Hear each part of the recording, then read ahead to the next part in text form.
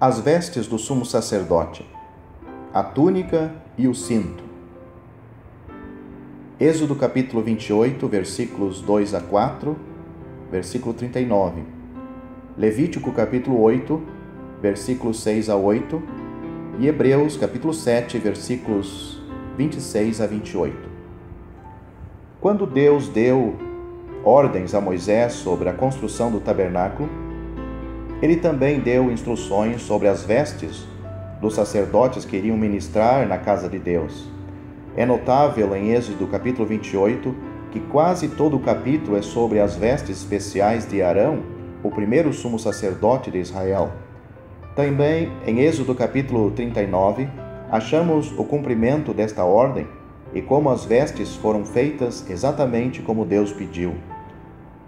Devemos pausar e pensar por que Deus ordenou tantas vestes especiais para Arão e por que tanta beleza, que parece ser muito além do necessário para o seu trabalho no tabernáculo. E para identificá-lo entre os outros sacerdotes, por que tantos detalhes sobre a fabricação destas vestes? Também o ouro e as pedras preciosas usadas nestas vestes eram de valor incalculável? A resposta a estas perguntas é dada na carta aos Hebreus, onde, em capítulo 9, versículos 6 a 9 e versículos 23 a 24, o autor explica que estas coisas são figuras das coisas no céu, onde está agora o Senhor Jesus Cristo, o nosso sumo sacerdote. Assim, as vestes de Arão representam as glórias e as belezas de Cristo, e uma consideração delas nos ajudará a considerar atentamente o apóstolo e sumo sacerdote da nossa confissão, Jesus, Hebreus capítulo 3, versículo 1, e apreciar melhor o grande valor do serviço que ele faz agora no céu. O estudo destas vestes de Arão, junto com a carta aos Hebreus, nos ajudará a apreciar melhor as glórias da pessoa e da obra do nosso Senhor Jesus Cristo. E esta apreciação produzirá consolação e adoração no povo de Deus. Em Levítico capítulo 8, versículos 6 a 8, a ordem das vestes é diferente que a em Êxodo capítulo 28 e 39, porque Levítico descreve a consagração dos sacerdotes quando, pela primeira vez, vestiram as suas vestes sacerdotais. Depois de ser lavados e colocar os calções de linho, Êxodo capítulo 28, versículo 42, Arão se vestiu com as suas vestes especiais nesta ordem: a túnica, o cinto da túnica, manto sobre peles, o éfode, estola, o cinto da estola, o peitoral, a mitra na cabeça e a lâmina de ouro. Notamos que não havia sandália para os pés dos sacerdotes, porque andar descalço era marca de reverência. Veja Êxodo capítulo 3, versículo 5, e seu serviço na presença de Deus exigia reverência total. É conveniente considerar as vestes de Arão nesta ordem de Levítico capítulo 8. A túnica. A primeira veste que achamos mencionada é a túnica. E de Êxodo capítulo 28, versículo 43, sabemos que foi feita de linho fino bordado. A palavra quadriculada, na versão atualizada, sugere um desenho de quadrinhos, ou quadradinhos, tecidos no linho para acrescentar a sua beleza e valor. Assim, a túnica de Arão era mais linda que as túnicas simples dos outros sacerdotes. Lembramos que quase todos os materiais para a casa de Deus e para as vestes vieram do Egito. É reconhecido que o linho do Egito era mais fino, mais branco e mais caro que qualquer outro linho. Veja Provérbios capítulo 7, versículo 16. Deus queria somente o melhor para ilustrar as glórias do seu amado Filho. Na Bíblia, o linho fino representa a justiça e a pureza. Era o material usado na fabricação de vestes nupciais? Apocalipse capítulo 19, versículos 7, 8 e 14. Assim, esta túnica preciosa, branca e fina, fala da justiça e pureza absoluta da pessoa do Senhor Jesus Cristo. Não somente ele nunca pecou, mas, sendo Deus, ele não pode pecar. É impecável. Como a túnica era a base para as outras vestes, a impecabilidade de Cristo é a sua glória fundamental, que lhe dá o direito de ser nosso Cordeiro sem defeito na cruz e agora o nosso sumo sacerdote na presença de Deus no céu. Foi ele tentado em todas as coisas, a nossa semelhança, mas sem pecado. Hebreus capítulo 4, versículo 15. Nos convinha um sumo sacerdote como este, santo, inculpável, sem mácula, separado dos pecadores, que não tem necessidade, como os sumos sacerdotes, de oferecer todos os dias sacrifícios, primeiro por seus próprios pecados. Hebreus capítulo 7, versículo 26 a 28. O autor da carta aos Hebreus enfatiza muito esta pureza absoluta da sua pessoa. Lembramos que Paulo escreveu: ele não conheceu o pecado, em 2 Coríntios capítulo 5, versículo 21. Pedro escreveu: ele não cometeu pecado, em 1 Pedro capítulo 2, versículo 22. E o apóstolo João escreveu: nele não existe pecado, 1 João capítulo 3, versículo 5. Infelizmente, Arão não era impecável e nem sempre mostrava a pureza que a sua túnica representava.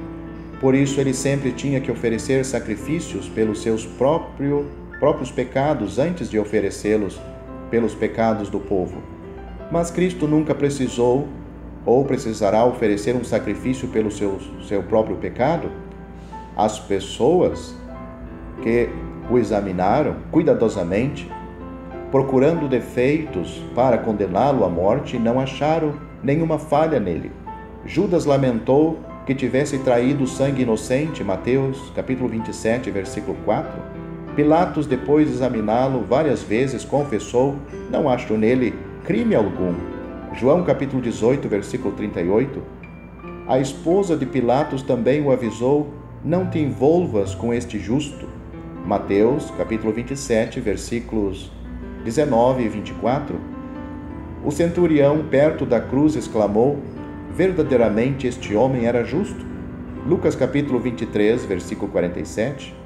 Assim, a túnica de Arão fala da glória, da impecabilidade do Senhor Jesus Cristo, sem a qual ele não podia estar agora na santa presença de Deus, servindo agora como nosso grande sumo sacerdote.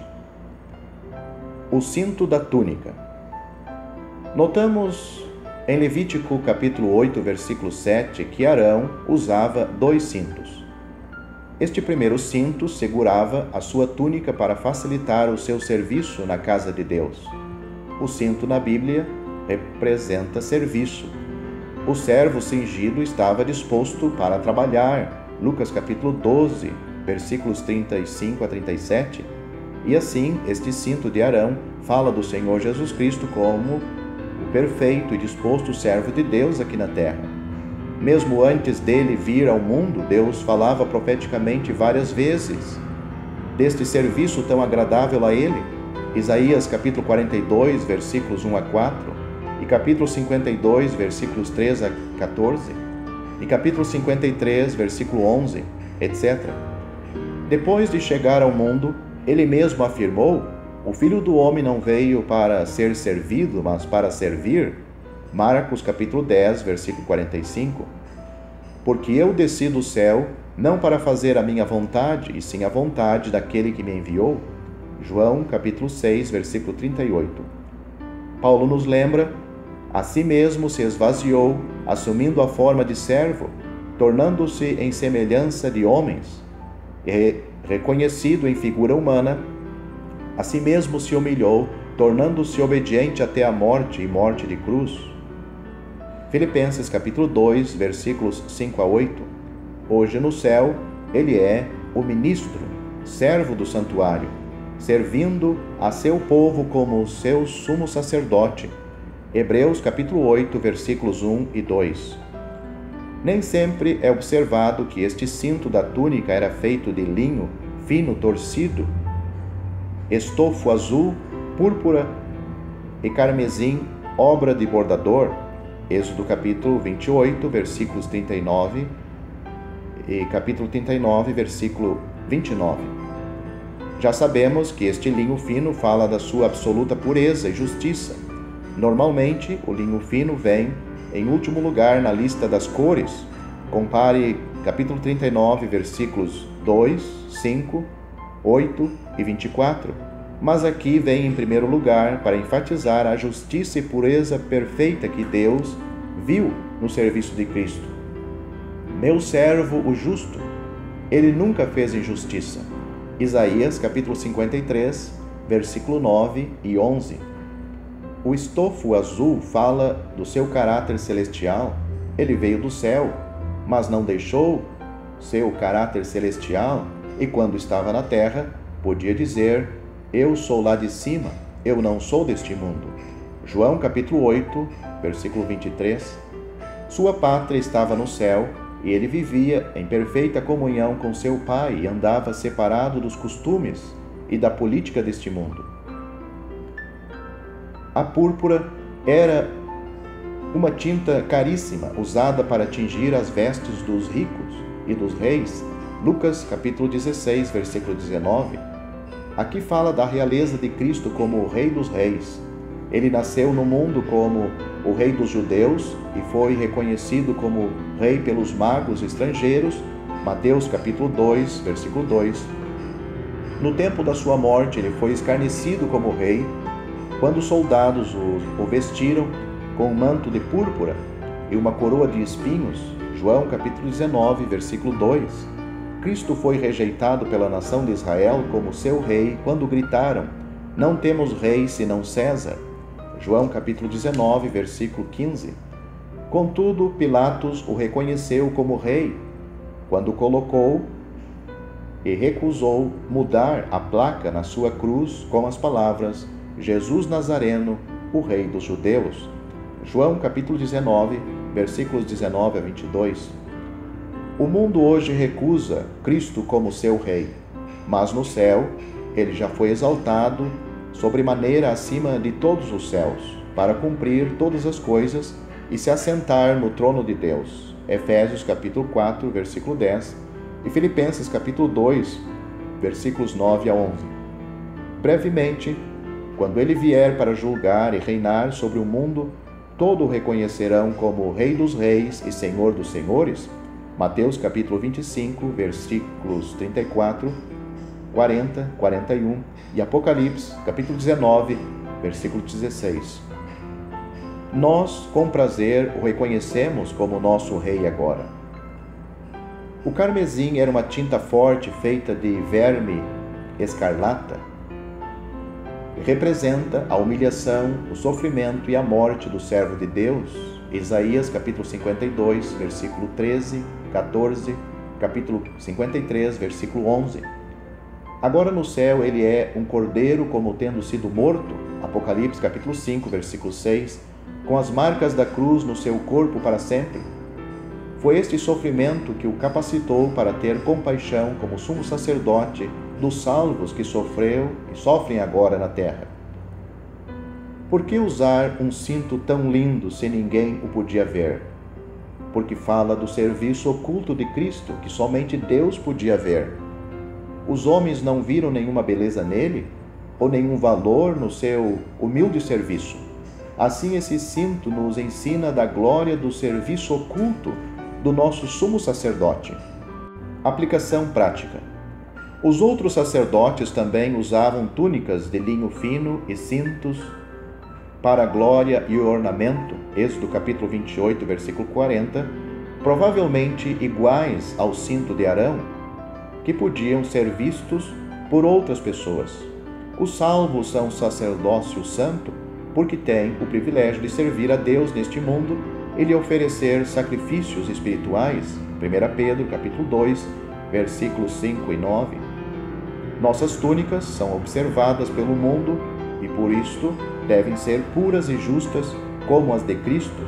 Assim mesmo se purifica todo o que tem esta esperança, assim como ele é puro. 1 João capítulo 2, versículos 2 a 3. Também Pedro exorta que os salvos sejam cingidos da pureza e da humildade. Por isso, cingindo o vosso entendimento, sede sóbrios e esperai inteiramente na graça, como filhos da obediência. Não vos amoldeis às paixões que tinhais anteriormente na vossa ignorância. 1 Pedro, capítulo 1, versículos 13 e 14. Cingi-vos todos de humildade, porque Deus resiste aos soberbos, contudo, aos humildes concede a sua graça. 1 Pedro, capítulo 5, versículo 5.